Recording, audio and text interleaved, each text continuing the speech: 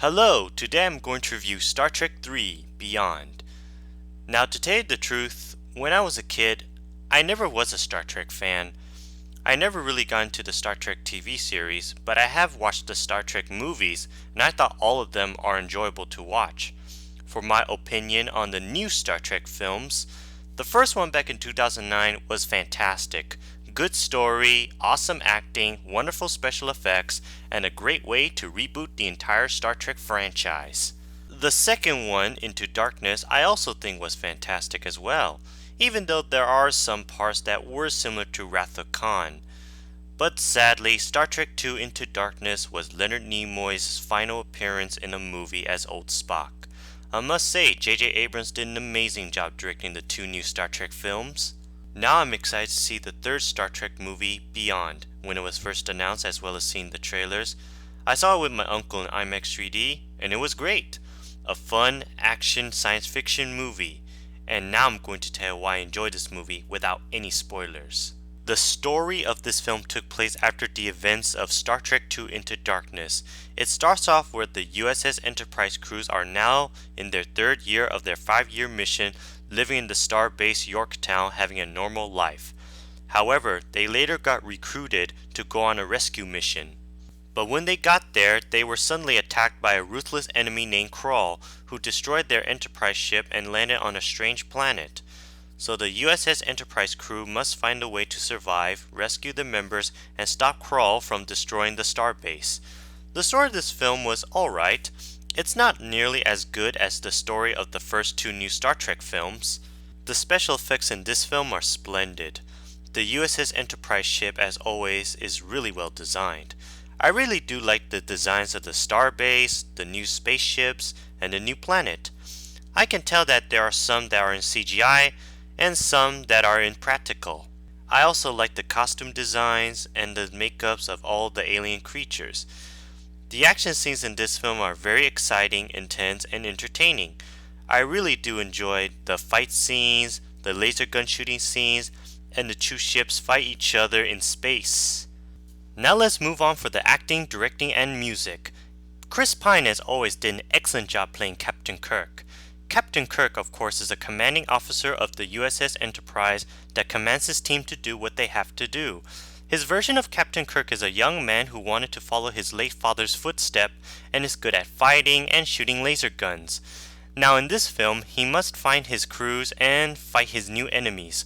I enjoy Chris Pine as Captain Kirk more than William Shatner, even though William Shatner was splendid as Captain Kirk and he will always be remembered for that character.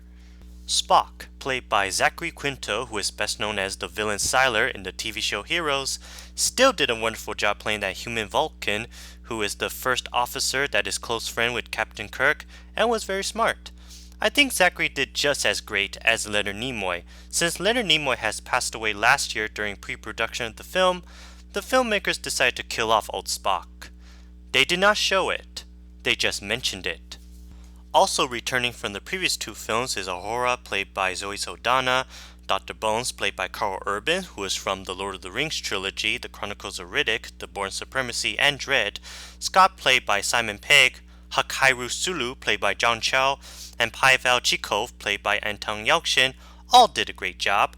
Uhura is a lieutenant communication officer and Spock's girlfriend.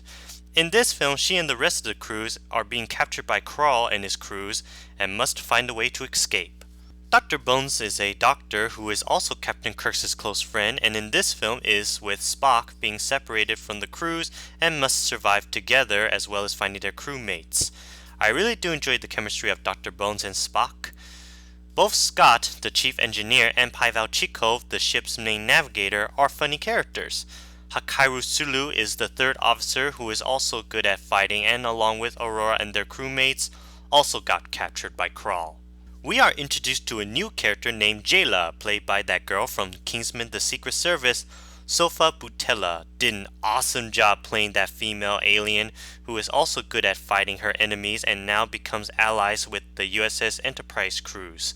I must say, she is one of the best female fighters I had ever seen on film. Now for the villain, Krall, played by Idris Elba.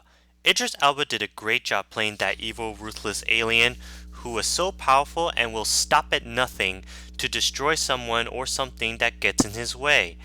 While Idris Elba did a cool job playing the evil Kral, he was not as menacing and dangerous as Eric Bana as Nero from the first film, and Benedict Cumberbatch as Khan from the second film, Into Darkness. Now this new Star Trek film is not directed by J.J. Abrams, it's directed by Justin Lin, who of course directed Fast and Furious 3, 4, 5, and 6. He did a good job directing this movie, but I felt that he focused too much on the actions than the story. J.J. Abrams only served as a producer for this film because he moved on to direct Star Wars Episode 7 The Force Awakens. Michael Giacchino still did a splendid job doing the music for this film. Also, the song Sledgehammer, sang by Rihanna, was so beautiful to listen to. Rihanna is really good at singing, but not good in acting. Overall, this is a great Star Trek film. While it's not as wonderful as the previous two new Star Trek films, it's still a fun and enjoyable science fiction film with good acting, great visuals, awesome action scenes, and exciting music. But sadly, this Star Trek movie is Anton Yelchin's last movie, because he recently died in a car accident. He was only 27 years old. This Star Trek movie was dedicated to both him and Leonard Nimoy. Live long and prosper, Anton and Leonard. Rest in peace. Anyway, if you're a fan of Star Trek, go give it a watch. So I give this movie 4 out of 5 nuclear bombs.